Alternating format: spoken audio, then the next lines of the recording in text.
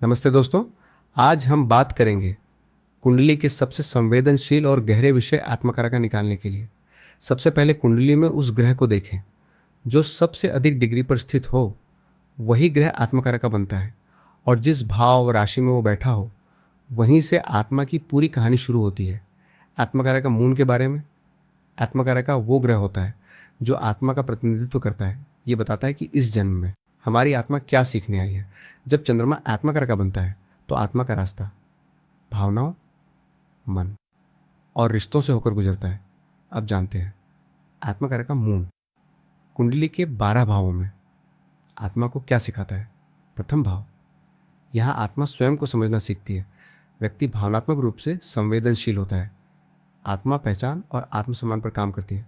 द्वितीय भाव, आत्मा सिखाती है वाणी और भावनाओं का संतुलन, पैसा और परिवार, मन की शांति से जुड़ते हैं।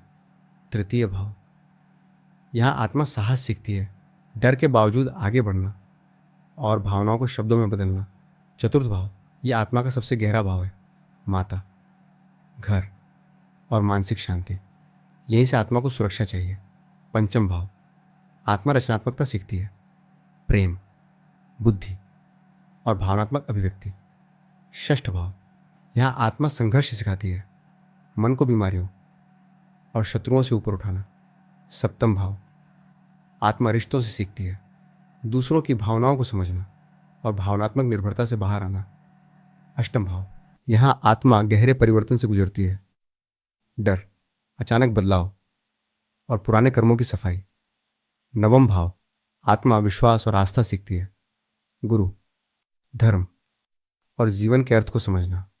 दशम भाव, यहाँ आत्मा कर्म के जरिए परिपक्व होती है, काम में भावनात्मक संतुलन और जिम्मेदारी निभाना। एकादश भाव, आत्मा सीखती है अपेक्षाओं से मुक्त होकर संतोष पाना। द्वादश भाव, यह आत्मा का अंतिम सबक है, त्याग, अकेलापन और भीतर की शांति। आत्मकारका मून सिखाता है भावनाएं कमजोरी नहीं बल्कि आत्मा की ताकत होती हैं। अगर आप जानना चाहते हैं आपकी आत्मा इस जन्म में क्या सीखने आई है तो चैनल को सब्सक्राइब जरूर करें।